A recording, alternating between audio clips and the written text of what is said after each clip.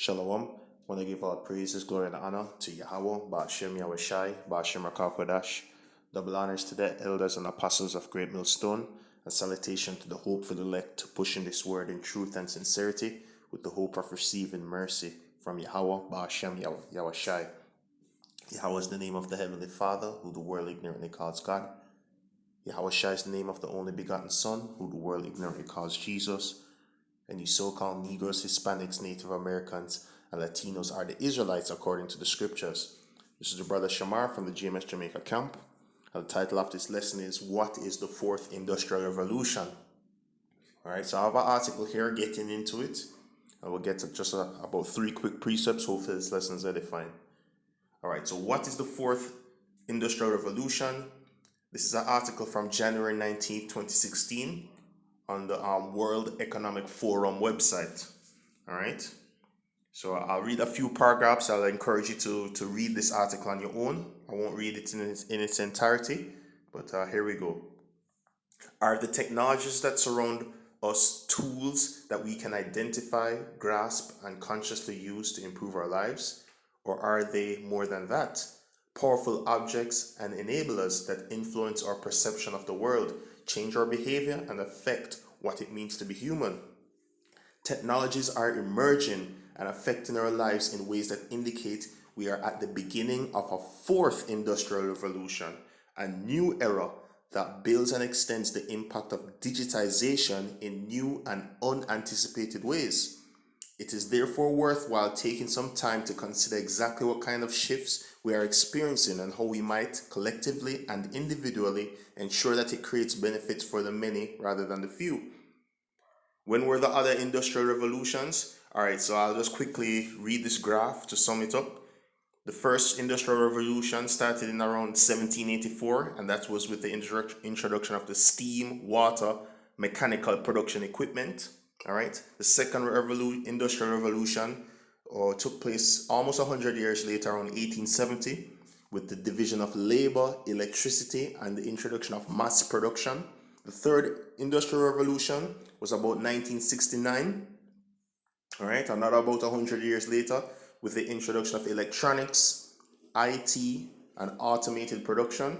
And now they're saying this is the fourth industrial revolution, which is a cyber physical system revolution. All right. So that's what we're getting into right now.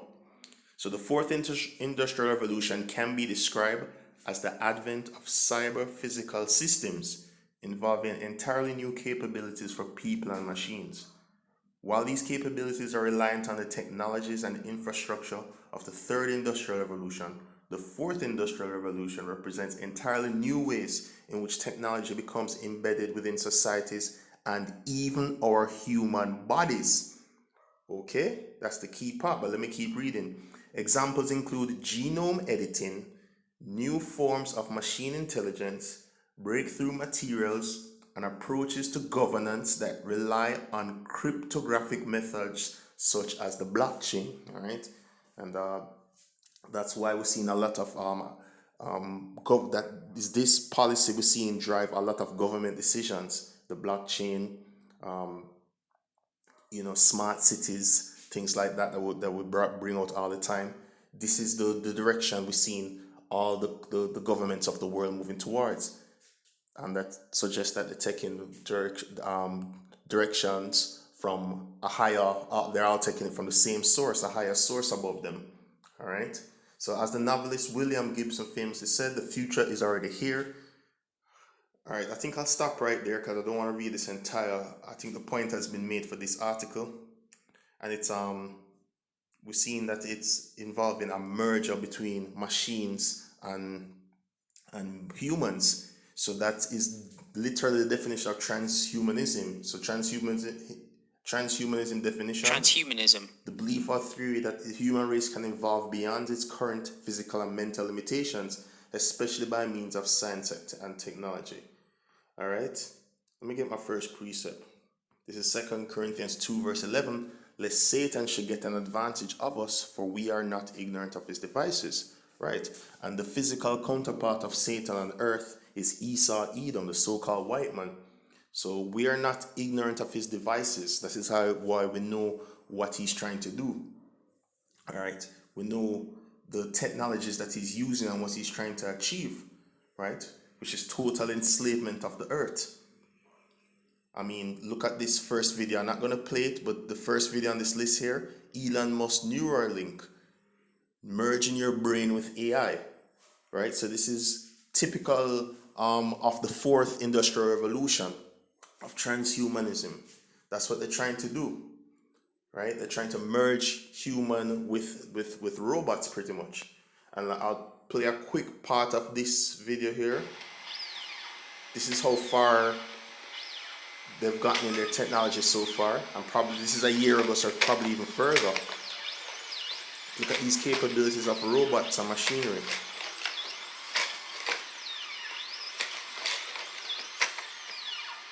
Alright, so I won't play anymore. But as we can see,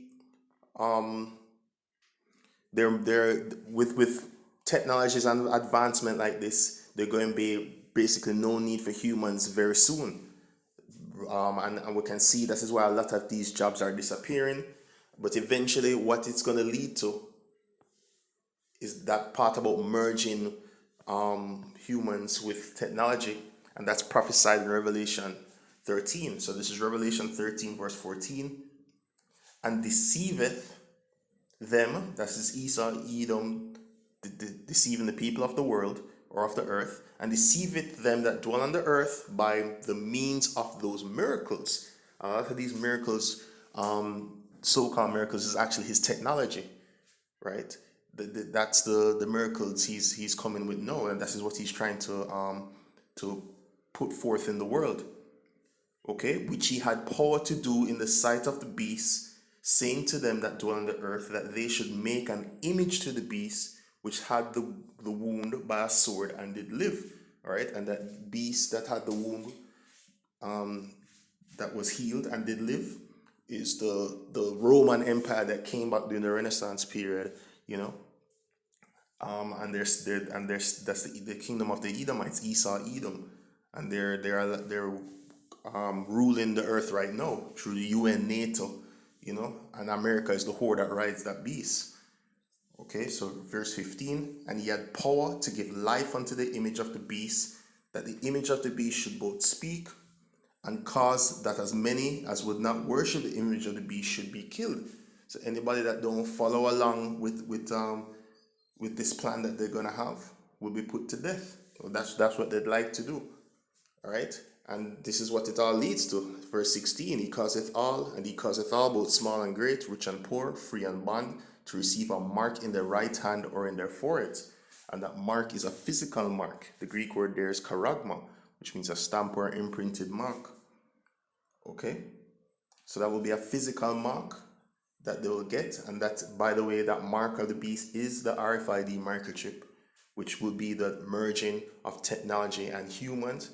And once that is in it, it will have information on it, like your banking information, your health records, right? All the digital information on you will be there. And if you don't submit to the image of the beast, to whatever they want you to submit to, whatever new laws they come with, right? Just submit to basically making Esau your God, anything him said, then that chip can be turned off and you can be ostracized, or, you know, you can be put out of society. You won't be able to buy or sell.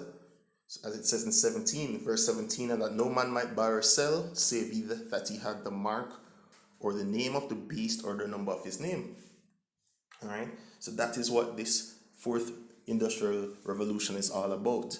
It's all about ensnaring the people, and that everybody that does not submit to this new system, this new world order, they will not be able to buy or sell. They'll not be able to operate in society. All right. I got one last quick precept. Obadiah 1 verse 6. How are the things of Esau searched out? How are his hidden things sought up? Right? Through diligence and through Yahweh Ba'ashem Yahushai. The scripture says, study to show thyself approved. So not only do we study the scriptures so that we know the prophecies, so we know what to look forward to, we also are diligent watchmen, watching the news, watching all these latest developments, That's how we know what the fourth industrial technology. We have an eye on these things, right? We see what they're trying to do with the blockchain technology, moving everything to a digital currency, so that they can and even that digital currency will be on that mark of the beast that will be inside your body. I mean, we're seeing all roads moving towards it, and that's what's behind a lot of these things we see going on in the earth right now, right?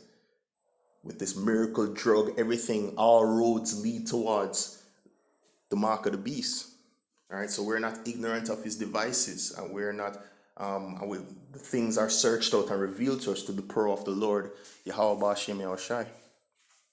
All right, so I just wanted to bring out in this quick lesson what is the fourth industrial revolution, and that we're actually in the midst of it right now, right? And it's through Yahweh Bashim Yahushai, we hope to avoid all these snares and traps that are being set for us, right? And hopefully we are those elect men that will receive salvation from this, because salvation is promised to a certain elect of Israel, right? Adawan Ratazah, we are those men. So hopefully this lesson is edifying. I want to give all praises, glory, and honor to Yahweh Bashim Yahushai. Bashim Rakah Kodash, give me the spirit to this lesson. Shalom.